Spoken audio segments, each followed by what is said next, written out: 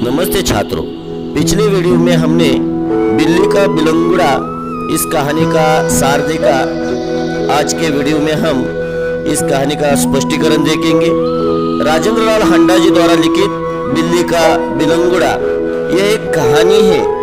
कहानी इसका मतलब जीवन की किसी घटना का रोचक प्रवाही वर्णन कहानी होती है। इसमें किसी सत्य का उद्घाटन होता है।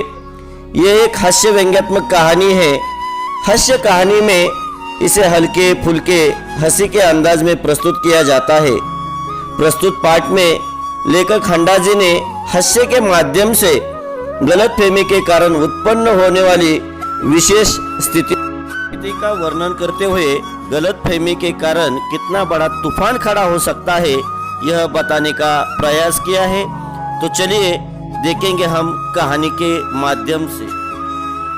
इस कहानी के प्रमुख पात्र है खुद लेखक, क्योंकि ये पूरी कहानी लेखक के परिवार से जुड़ी हुई है। लेखक का नौकर है अमरू, जो लेखक के यहाँ बर्तन मांजने का, खाना बनाने का और झाड़ू पोछा लगाने का काम करता है। थानेदार और एक पुलिस सिपाही। तो चलिए देखेंगे कहानी के माध्यम से कि गलतफहमी के कारण कितना तूफान खड़ा हो गया। एक समय था जब घरों में बिल्ली का आना जाना बुरा समझा जाता था, परंतु आजकल की परिस्थिति के कारण पुरानी विचारधारा और परंपरा एकदम घपले में पड़ गई है। घपला इस शब्द का अर्थ है गड़बड़ी या गोलमाल। वही विचार ठीक समझा जाता है जिससे काम चले। पिछले दिनों लेखक के घर में बहुत चूहे हो गए थे। उन्हें घर से निकालने के लिए बहुत प्रयत्न किए गए, लेकिन चूहे घर से नहीं निकले। वह आटा, अनाज, इसके लिए बनाए गए ढोल, उस ढोल का भी प्रभाव ज्यादा दिन तक नहीं चला। ढोल इसका अर्थ है अनाज रखने के लिए लोहे के बड़े डिब्बे बनवाए गए थे लेखक के घर में, लेकिन वह उपाय भी ज्यादा दिन तक नहीं चला। वह चूहे उस ढोलों में घुसकर अनाज को खाने का काम करने लगे थे। अब लेखक के घर की समस्या बढ़ गई थी। इस समस्या पर कई मित्रों से परामर्श किया गया। परामर्श इसका अर्थ है सलाह ली गई। आखिर ये फैसला हुआ कि घर में एक बिल्ली पाली जाए। इस प्रस्ताव पर किसी को कोई आपत्ति न थी। सबने इसके लिए सहमति दे दी। आपत्ति इसका अर्थ है ऐतराज। अब बिल्ली पालना तय हो गया। चुनांचे एक बिल्ली लाई गई। चुनांचे यानी इसलिए एक बिल्ली लाई गई। अब आपको, जब कोई घर में छोटा प्राणी लाया जाता है तो बच्चे किस प्रकार उसकी देखभाल करते हैं, उसे रोटी खिलाते हैं, दूध पिलाते हैं, उस प्रकार यहाँ पर बिल्ली की भी खूब खातिर होने लगी। बच्चे कभी उसे दूध पिलाते हैं, कभी रोटी खिलाते थे। बिल्ली ने भी विधिपूर्वक अपना कार्य शुरू किया। उसने चूहों का सफाया शुरू किया। विधिपूर्वक इसका अर्थ है नियमों के अनुसार। देखते ही देखते चूहे घर से गायब हो गए। गायब होना यानी नष्ट होना। सब लोग बड़े खुश हो गए क्योंकि घर के सारे चूहे खत्म हो गए थे।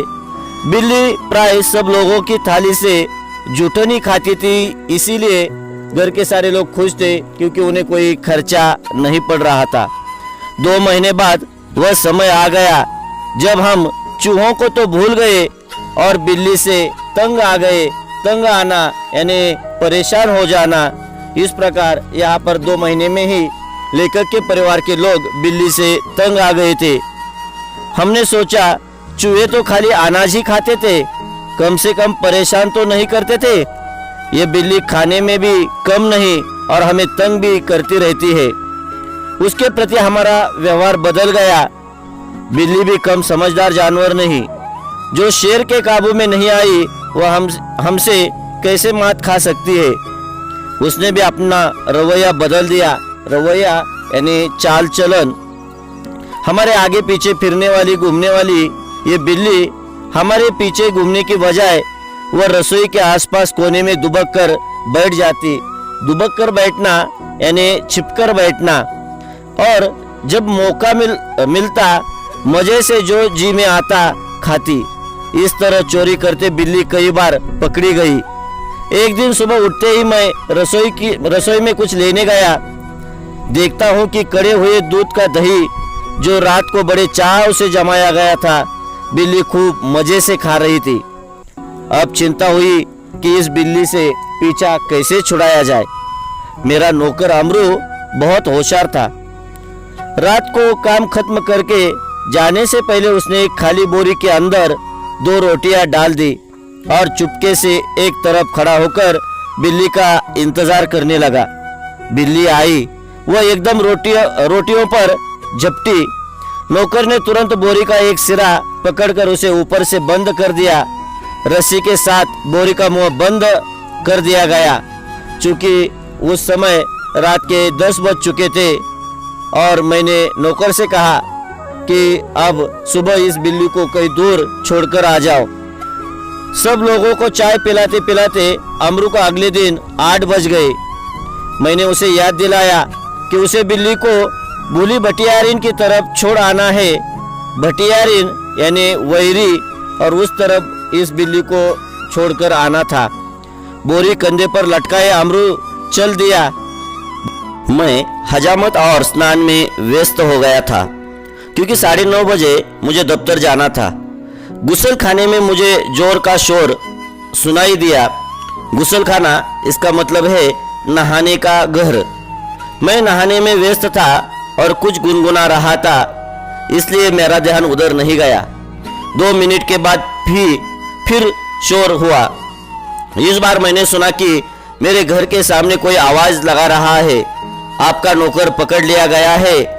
अगर आप उसे छुड़ाना चाहते हैं तो छप्पर वाले कुएं पर पहुंचिए।